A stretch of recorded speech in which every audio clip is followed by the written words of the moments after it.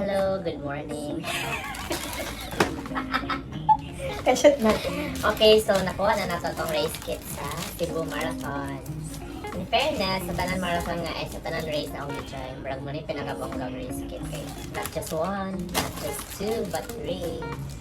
So, di ba? Ako race kit reveal ta sa Cebu Marathon. Okay, this is my first Cebu Marathon. So first, unahon na to ang finish. Diba lovely siya kay Night to Calvin. O diba? Naigay pa nga yan. Ikinig siya matag sa lain. So let's open it. Check it. So what's inside? Of course, ito ang number. Search na lang na siya sa results sa Cebu Marathon. Of course, ang ilahang running shirt. Fairness, dili siya singlet. Na siya sleeve. And nice ang color, very festive. Sinulog din siya. Muna siya ang likod na part. So, dapat this year, plan ako, dili ko magsuot sa event na ano, pero marag ganaan ko sa yahan. So, suot na ako siya sa race. Actually, kining isa. Actually, wala gilampin din nakabuntang. Kinampin bitaw para sa number. Hindi siya nakabuntang sa opening isa kanan. Pero ako na siyang gibalhin na open lagi na ako siya. Pero nakita dyan ko ani, so dapat mag-buy ko ani. Pero since nakita naman ako siya sa other na ulanan, so kaya di ako dito mag-buy yung pin.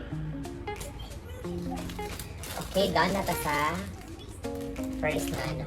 So lovely pag ito, medyo light show yung ano. Ulanan. So there is the second, it's from Island Souvenir. So, makainom kita nung sulit na itong ibayran. Kaya murag, that's just, ano lang yun. Dili na pang race ang ilang buwan. Tapos sila yung t-shirts. O, diba? It's navy blue with Cebu Marathon 2026. Tapos na din ay mong kilometer. O, 21. Chalet.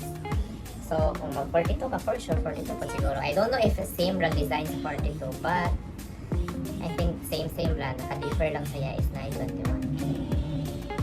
And from Island Souvenir. Ang likod niya is plain lang siya. So which is nice. Kaya diba? Low-key lang. Charot. And the last is this one. So upon race na ako na-join na kay Wangin na. Ang ilahang towel is aya na after race. But this sa Cebu Marathon na case, I don't know sa mga previous Cebu Marathon, but this is my first time. Wala. Nakakuha na, madawat na mo imo ang ano, imo ang towel.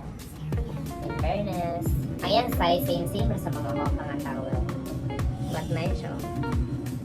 Very colorful and very simple. Na select. Ano sa siya? Sa tunin niyo. Magellan something. Plus, napagit siya murag ano, crop na ano siya. Dili kay siya bulky sa imo ang ano. Sa imuhang pag mag-travel ka kay ano siya, medyo mag-cold na siya. First time ako makadato ginani sa race, so it's nice. Pwede po siya pang camping.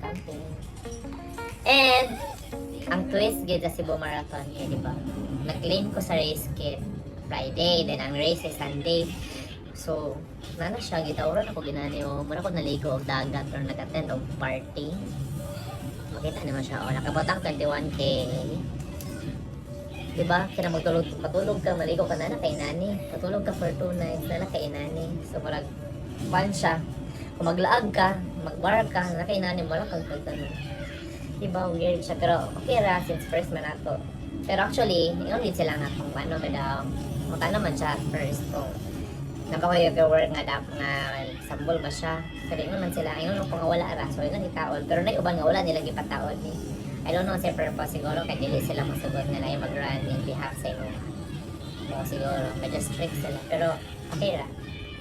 Kuha lang din siya, sambol lang siya. So akong gibuhat, din akong gibutang sa left, kaya naman din akong watch para medyo matabunan na siya if mag-lag ko. So that's it. So, see you runners and enjoy CCM. Bye. Char!